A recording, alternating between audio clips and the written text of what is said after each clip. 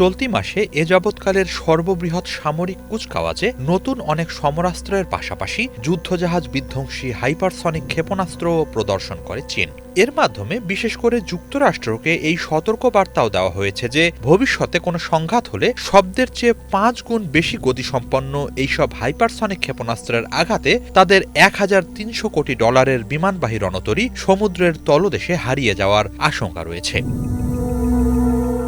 যুক্তরাষ্ট্রের বিরোধী হিসেবে শুধু চীনই নয়, রাশিয়াও এ ধরনের অস্ত্র তৈরিতে বিনিয়োগ করছে। তারাও হাইপারসনিক ক্ষেপণাস্ত্র তৈরিতে বিশেষ অগ্রগতি অর্জন করেছে। উচ্চগতি ও চলাচলের বিশেষ ক্ষমতার কারণে এগুলো গুরুত্বপূর্ণ লক্ষ্যবস্তু ধ্বংসের আদর্শ অস্ত্র।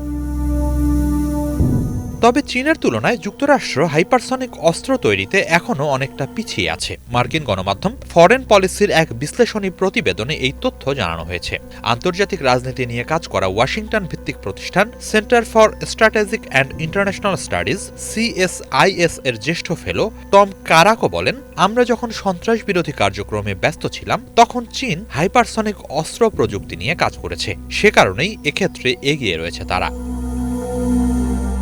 বিশ্লেষকরা বলছেন, হাইপারসনিক গ্লাইড যানের গতি ও গতিপথ পরিবর্তনের ক্ষমতা রয়েছে, ফলে প্রতিরক্ষা ব্যবস্থা দিয়ে এগুলোকে আটকানো কঠিন হয়ে দাঁড়িয়েছে। এসব ক্ষেপণাস্ত্রের আদর্শ লক্ষ্যবস্তু হল অত্যন্ত সুরক্ষিত স্থান বা স্থাপনা, বিমানবাহী রণতরী বা উচ্চপদস্থ সামরিক কর্মকর্তাদের উপর হামলার ক্ষেত্রে ব্যাপক কার্যকর এসব ক্ষেপণাস্ত্র।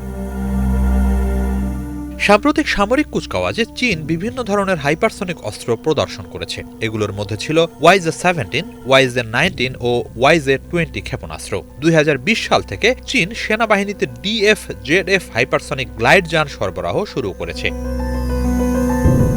হাইপারসনিক ক্ষেপণাস্ত্র খাতে ব্যাপক বিনিয়োগ করছে চীন। ২০১৮ সালে তৎকালীন জ্যেষ্ঠ মার্কিন প্রতিরক্ষা কর্মকর্তা মাইকেল গ্রিফিন এক সম্মেলনে বলেন, গত দশকে যুক্তরাষ্ট্রের চেয়ে চীন ২০ গুণ বেশি হাইপারসনিক পরীক্ষা চালিয়েছে। অন্যদিকে যুক্তরাষ্ট্রের বিপরীতে নানা সময় রাশিয়া বেশ কিছু হাইপারসনিক অস্ত্র মোতায়েন করলেও মার্কিন সেনাবাহিনীর হাইপারসনিক অস্ত্র মোতায়েন কর্মসূচি একাধিকবার বিলম্বিত হয়েছে। যদিও সেনাবাহিনী বলছে, চলতি বছরের শেষ নাগাদ হাইপারসনিক অস্ত্র ডার্ক ইগল মোতায়েনের পথে রয়েছে তারা।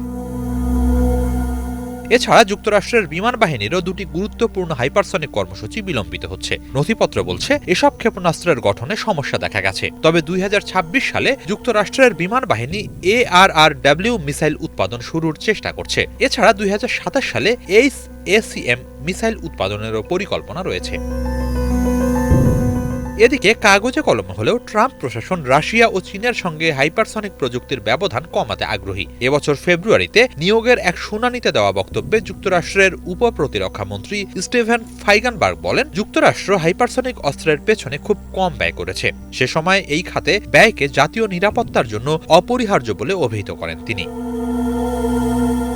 সার্বিক সক্ষমতা বাড়াতে ওয়াশিংটন কত দ্রুত এই ব্যবধান কমাতে পারে, এখন সেই প্রশ্নই বড় হয়ে উঠছে। এই প্রযুক্তিতে প্রতিদ্বন্দ্বীরা ক্রমশ আরও দ্রুত এগিয়ে যাচ্ছে। তাদের সাথে ব্যবধান কমাতে না পারলে যুক্তরাষ্ট্রের নিরাপত্তা ঝুঁকিও ক্রমশই বাড়তে থাকবে। হিজল জোবায়ের, বাংলা ভিশন।